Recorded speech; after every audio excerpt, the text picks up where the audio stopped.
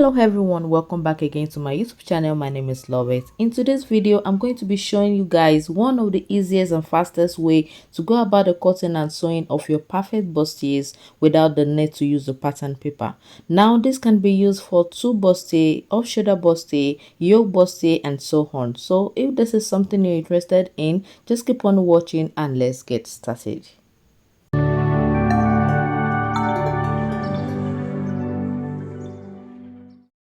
Alright guys, so the first thing to do is to fold your fabric into two. As you can see, my fabric is already folded into two. And to determine the amount of fabric that you will be folding in, you will have to use your bust measurements. The bust measurement I'm working with here is 32 inches. So 32 divided by 4, that is 8 inches. I'm going to double the 8 inches, so which means I'm going to be folding in 16 inches. All right, the first line is my starting line. So this is the starting line, and the line here is my waistline.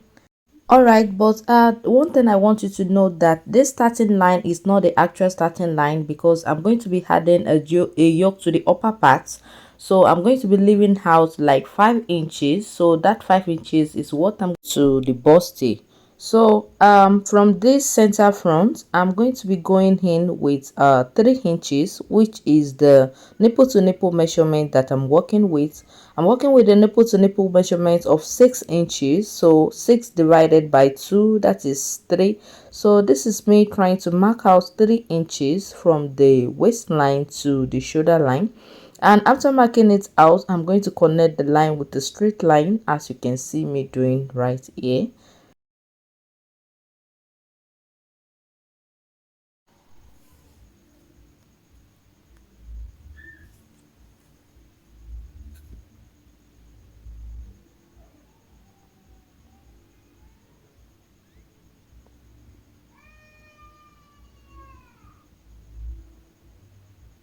I'm just trying to print this out so you can be able to see what I'm doing.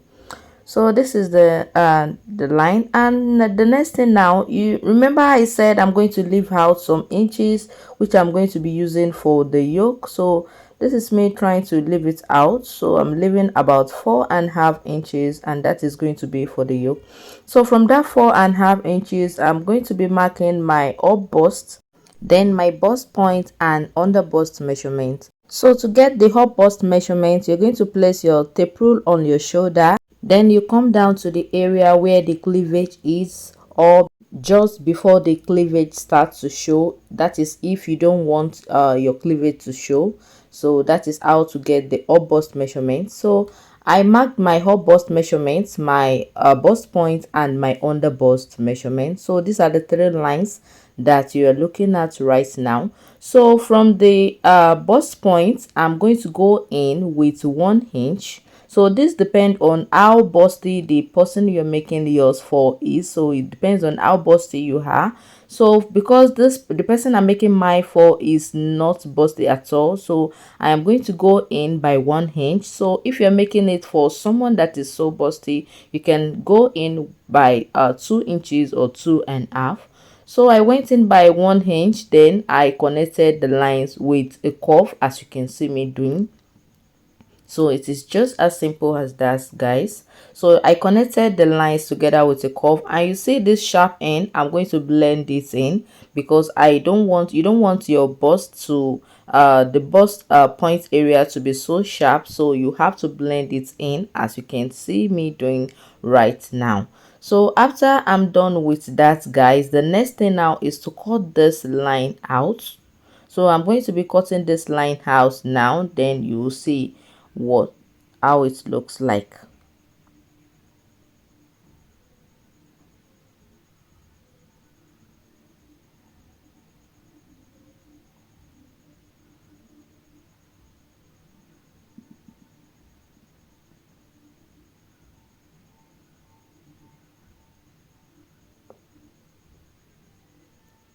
So like I said earlier, this is just one of the easiest and fastest way, and I've been using this method for so long, and it has always been okay by me. So it is very simple, and this is very fast. So So after cutting that knit out, this is what I have, guys. So the next thing now is that I'm going to turn it over. This is because I want this the side area to have the shape as well.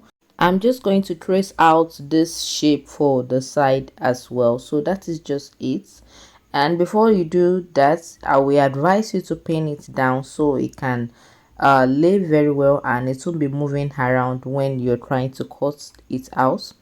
So the next thing now is to cut out the shape.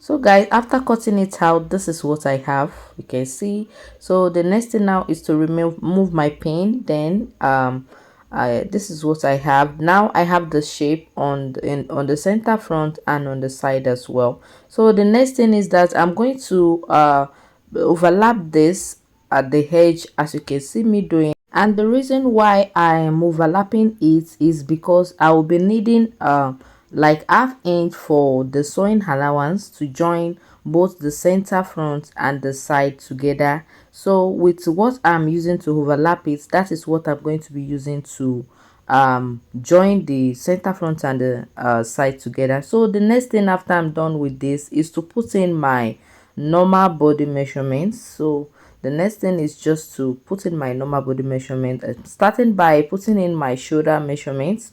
So this is my shoulder measurement. I'm using the shoulder measurement of 15 inches. So 15 divided by 2, so that is 7.5. I'm not going to be adding extra sewing allowance to this because of the overlapping. So the next thing now is to put my bust measurements. So I'm going to be putting in my bust measurements, then my under bust measurements and my waist measurements.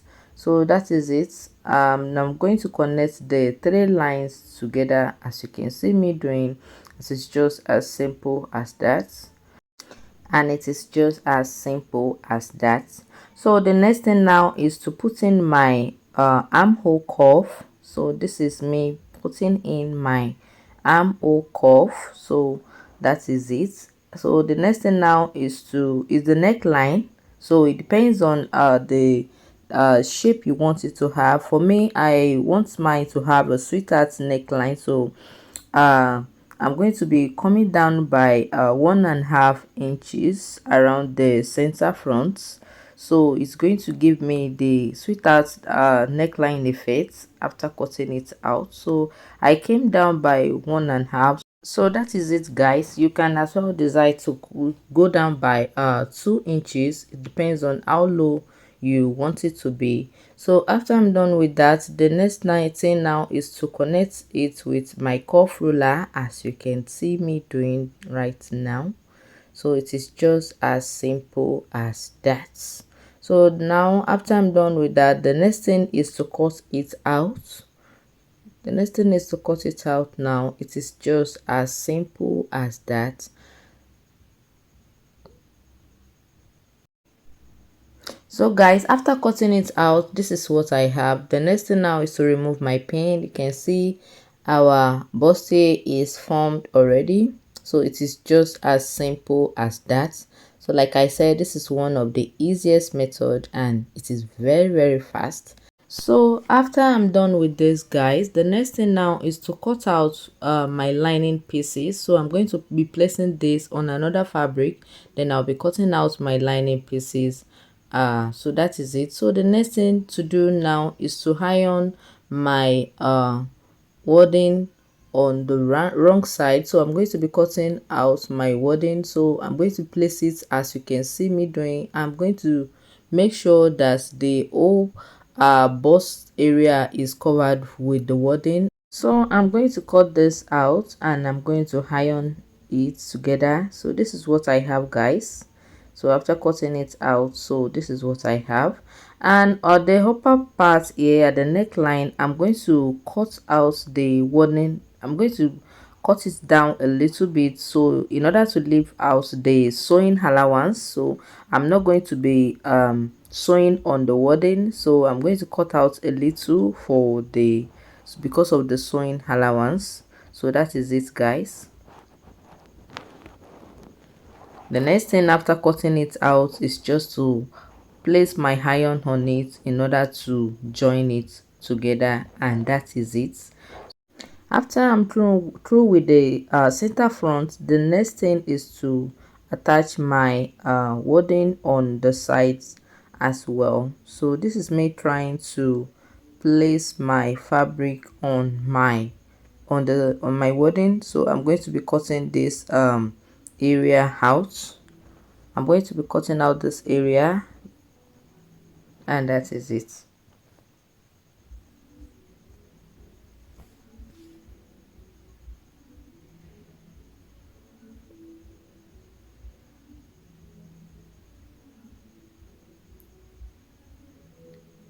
So after cutting it out, guys, this is what I have. So I'm not going to be leaving it like this. So it's not necessary for the wording to cover the whole fabric. So I'm going to be cutting out this area because of the sewing allowance for the upper parts. So that is it.